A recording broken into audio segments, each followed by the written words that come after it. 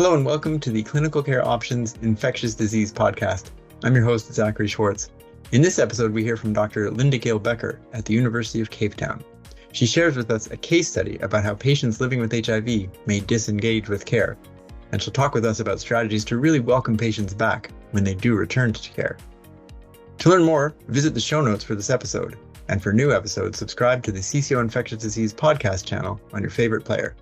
Now let's get started and listen in as Dr. Bekker shares this patient story. I'm Linda-Gail Bekker from the Desmond Tutu Health Foundation and HIV Centre. We're based in Cape Town, South Africa. I'm an infectious diseases specialist. And it's my pleasure to talk about the return to care and our attitude and our practice as providers towards this phenomenon. And I'll start by using an illustrative case and reflect on Miss Y, who is a 38-year-old woman living with HIV who has a special needs son. Her 4-year-old son was born shortly after her HIV diagnosis, which was 3 years ago. She was last seen at our clinic in April 2023.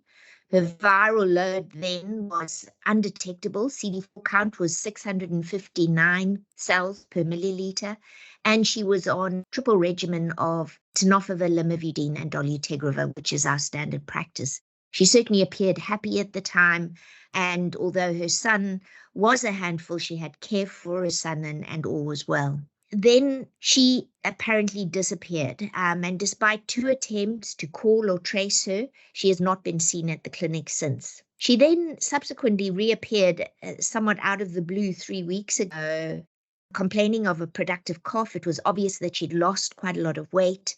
She was also markedly listless and seemed to be depressed. Her CD4 count at the time, now 156, and her viral load 850,000 copies per mil. On Gene Expert, sputum was positive for drug-sensitive Mycobacterium tuberculosis. So our practice in my clinic was to welcome her back to care, and she was immediately reviewed by a clinician, both for how urgent her clinical case was, whether she needed to perhaps be referred for inpatient, and it was clear that TB treatment was required. The decision was taken to manage her as an outpatient and also to ensure that she was seen by a counsellor on the day, an empathic peer counsellor who would also assess the need for any further care. The story then unfolded. This was a woman who had to return to her ancestral home in the Eastern Cape province after the father of her 4-year-old son suddenly died of HIV. And his family had kicked her out of the home, blaming her for bringing infection into the home. At this point, she really had nowhere to go or to turn to and immediately returned to her Eastern Cape province. She began to sicken 2 months ago, now fearing she had TB, worried about her son and whether she might have passed on to him. She returned to us here in the Western Cape to find care, trying to establish herself back on antiretrovirals. So very aware that this was a problem for her physical well-being. We also heard then that she had not taken any antiretroviral therapies since her supply had run out in June of 2023. So this was not a case where she had, stopped and started treatment. She had stopped when her treatment ended. The clinician who saw her felt confident, therefore, that the risk of resistance mutation was low with this history and was willing and happy to reestablish her on her primary TLD. And of course, first of all, get her anti-TB therapy going. We would then consider restarting her TLD within a 2 to 8 week period, depending on how well she did on the TB therapy. The counsellor also empathically established that she did have a safe place to stay in the interim and discussed where best she would prefer to receive her ongoing care, given that she'd had to leave her son in the Eastern Cape with her mother. She was referred for social worker assessment for more social support, particularly the possibility of an income grant for her son's care and management, and an assessment for further potential mental health support. Since she was going back to the Eastern Cape, a referral letter with her medical history and contacts for a preferred local clinic was made, as well as recommendations for household contacts and her son to be screened for tuberculosis. So this case really is shared to illustrate that most of our patients have very good reasons for why they may disengage with care. So really, first principle, first take home is that cycling in and out of care is not a rare phenomenon. We have now come to realize it really is part of the cascade of care. And we as clinicians need to be, in a way, certainly in the first place, aware and accepting of this practice. So following on from that, return to care is to be celebrated and not punished. When people do find their way back into our care, whether it's after a few months, whether it's after 3 or 4 or more years, we really do need to welcome them back to care. We do know that disengaging with care is not our best practice. It's not what we recommend. And it obviously undermines patients' outcomes and public health benefit of our treatment. Nevertheless, getting people back into care is better than not, and therefore it is important that we really do provide a welcoming return. And so our attitude is very key to all of this. This includes the people who meet the patient at the reception, the nurse who perhaps takes blood pressure recordings, etc., the nurse who actually then does the clinical assessment, or indeed, a medical clinical provider, if that's the way the clinic is run. Where possible, if the facility can provide tracing and reinvitation the minute somebody is noted to have disengaged, this is quite helpful. I think data shows and other studies have illustrated that some kind of outreach is received very positively. This goes towards verbal encouragement to come back to care. It provides a sense of value, and often can be the trigger for somebody who, for a variety of reasons is disengaged, may want to then re-engage, and also reduce the likelihood of disengagement in the future. The patterns of disengagement and re-engagement can vary from patient to patient. There was some terrible event that happens, they disengage, they swear never to do it again, and in fact they are model patients thereafter.